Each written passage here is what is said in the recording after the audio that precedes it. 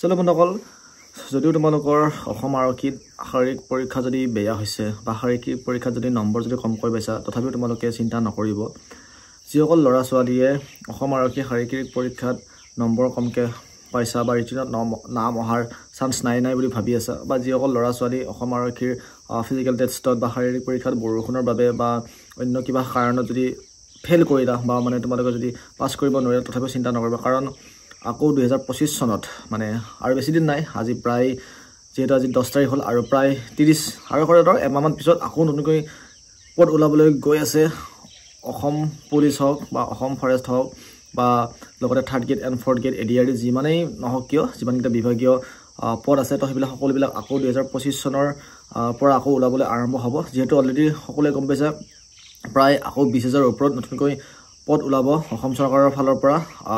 ADRD বা 3rd grade 4th grade বা forest battalion বা অসম পুলিচ বেটেলিয়ান এনেকুৱা ধৰণৰ যিবিলাকত মানে ল'ৰা ছোৱালীৰ প্ৰয়োজন হৈ আছে, তো সেইবিলাক আকৌ নতুনকৈ ভেকেঞ্চি ওলাব বা খালী পদ ওলাব।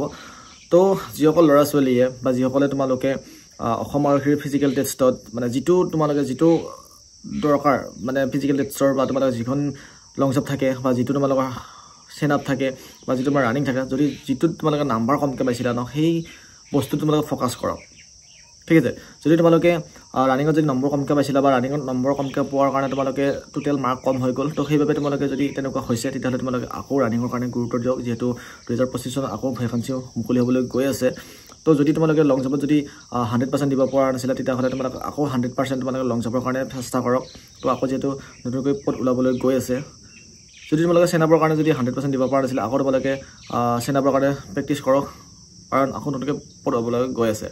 বাকী ছোৱালীখিনিকো কৈছোঁ, যিসকলে ৰানিঙত ভাল নম্বৰ উঠাব নোৱাৰিলে বা ৰানিং ফেইল কৰিলে, তো সেইসকলে আকৌ ৰানিঙৰ কাৰণে প্ৰিপেৰেশ্যন কৰক বা আকৌ দৌৰি থাকক।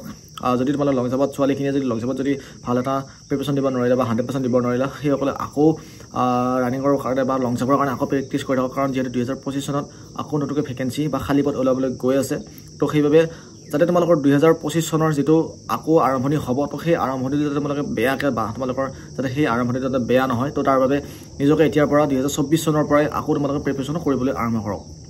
ঠিক আছে, তো এনেকুৱা এটা হয় যে আমি যেতিয়া পদবিলাক ওলাই যায় বা যেতিয়া আমি অনলাইন কৰাৰ পিছত যেতিয়া আমাৰ এডমিট ওলাই যায়, তেতিয়া আমি হাবু ডুবু খাওঁ কি কৰিব ফিজিকেল টেষ্টৰ কাৰণে। তো তেতিয়া আমাৰ কি হয় যে আমি 20-25 দিনত আমাৰ কোনো ধৰণৰ আমাৰ ফিজিকেল টেষ্টৰ কাৰণে আমি প্ৰিপেৰেশ্যন বা আমি নিজকে প্ৰিপেয়াৰ কৰিব নোৱাৰোঁ। যিহেতু আমি যেনেকুৱা গাড়ী এখন যেনেকুৱা চলে ন, ঠিক তেনেকুৱা আমিও মানে তেনেকুৱা ধৰণৰ। ঠিক আছে, তো কোনো এটা বস্তু নোহোৱাকৈ যেনেকুৱা তেল নহ'লে গাড়ীখন নচলে, বমি নহ'লে গাড়ীখন নচলে, ঠিক তেনেকুৱা কি হয় যে আমাৰ দেহটো যাতে যদি কিবা এটা নাথাকে, আমাৰ দেহটো মানে চলাটো অলপ জৰুৰী বা মুস্কিল হৈ পৰে। তো সেইবাবে নিজকে মানে এনেকুৱা ধৰণৰ প্ৰেক্টিছ কৰক যে আগন্তুক হ'বলগীয়া ইণ্টাৰভিউত তোমালোকক যাতে কোনেও হৰাব নোৱাৰে। তো অলৰেডি মই বহুত ভিডিঅ' কৈ আছিলোঁ যে তোমালোকে ভালদৰে প্ৰেক্টিছ কৰক বেছি দিন নাথাকে ফিজিকেল টেষ্টৰ কাৰণে। তো এনেকুৱা ধৰণৰ কৈ আছিলোঁ, তো বহুতেই হয়তো ভিডিঅ'টো ইগন'ৰ মাৰিছিলে। তো অলৰেডি চাব পাৰা বহুত ল'ৰা ছোৱালীয়ে কি কৈছে, দাদা মই 26 পাইছোঁ, মই 25 পাইছোঁ, মই 30 পাইছোঁ, মই 31 পাইছোঁ, নাম আহিব নে ABUB কনষ্টেবল এবাৰ ৰাইডাৰ মেছেঞ্জাৰ।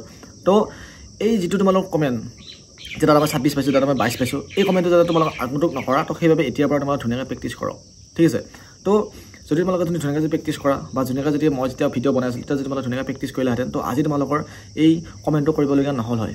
তো সেইবাবে আগন্তুক চিন্তা কৰি এতিয়াৰ পৰা প্ৰেক্টিছ কৰি যাওক, তো নিশ্চয় তোমালোকে ভাল ফলাফল পাব। তো আশা কৰোঁ সকলোৱে কথাখিনি বুজি পাইছে। আৰু যিহেতু আকৌ 2025 চনত অসম ফৰেষ্টত প্ৰায় 600+ ল'ৰা ছোৱালী ল'বলৈ গৈ আছে, বা অসম আৰক্ষীতো প্ৰায় এনেকুৱা ধৰণৰ ভেকেঞ্চি আহিবলৈ গৈ আছে, বা ADRDতো ভেকেঞ্চি আহিবলৈ গৈ আছে, টোটেল 20,000ৰ ওপৰত যিহেতু ভেকেঞ্চি আহিব। তো সেইবাবে তোমালোকে আকৌ নিজৰ বাবে প্ৰিপেৰেশ্যন কৰা। বাকী ADRDখিনিও যদিও তোমালোকে ৰিটেন টেষ্ট যদিও বেয়া হৈছে, আকৌ ৰিটাৰ্ণৰ কাৰণে পঢ়া আৰম্ভ কৰক, কাৰণ আকৌ নতুনকৈ ADRD বা 3rd গ্ৰেড 4th গ্ৰেড আকৌ পদ ওলাবলৈ গৈ আছে। তো তাৰ বাবে প্ৰিপেৰেশ্যন কৰি থাকক। ঠিক আছে, বাকী ভিডিঅ'টো চাই যদি ভাল লাগিছে লাইক কৰক, আৰু যদি ভাল লগা ডিছলাইক কৰক, তেতিয়া মানে আকৌ নতুনকৈ ভিডিঅ' বনাবলৈ মটিভেশ্যন বাঢ়িব। বাকী কমেণ্ট কৰক কোনটো বিষয়ে অনলাইন কৰিছে। যদি API ৰাইডাৰ মেছেঞ্জাৰৰ বাবে কিবা টিপছ লাগে, তেতিয়াহ'লে কমেণ্ট কৰি দিয়ক, নহ'লে ইনষ্টাগ্ৰামত যাওক, সঞ্জীৱ অসম চাৰ্চ কৰক, নহ'লে ডিছক্ৰিপশ্যনত লিংক আছে, তাতে ভিজিট কৰিব, পেজটো ফ'ল' কৰিব আৰু মেছেজ কৰি দিয়ক কেনেকুৱা ধৰণৰ ভিডিঅ' লাগে, মই দিবলৈ চেষ্টা কৰিম। বাকী চিংগল চেনেলৰ যদি ভিডিঅ' যদি লাগে বা ভিডিঅ' যদি চাম বুলি ভাবিছে, মোৰ এই চেনেলৰ ভিডিঅ'ত যিহেতু মোৰ ডিছক্ৰিপশ্যনত এটা লিংক আছে, তো সেই চেনেলৰ লিংকটোত যাওক, তাতে গৈ ভিজিট কৰক, চেনেল ছাবস্ক্ৰাইব কৰক, ভিডিঅ'বিলাক চাই দিব। ইউটিউবত মাৰিলেও হৈ যাব সঞ্জীৱ অসম বুলি আহি যাব, তাতে গৈ তোমালোকে ভিডিঅ'বিলাক চাব আৰু লাইক শ্বেয়াৰ কমেণ্ট কৰি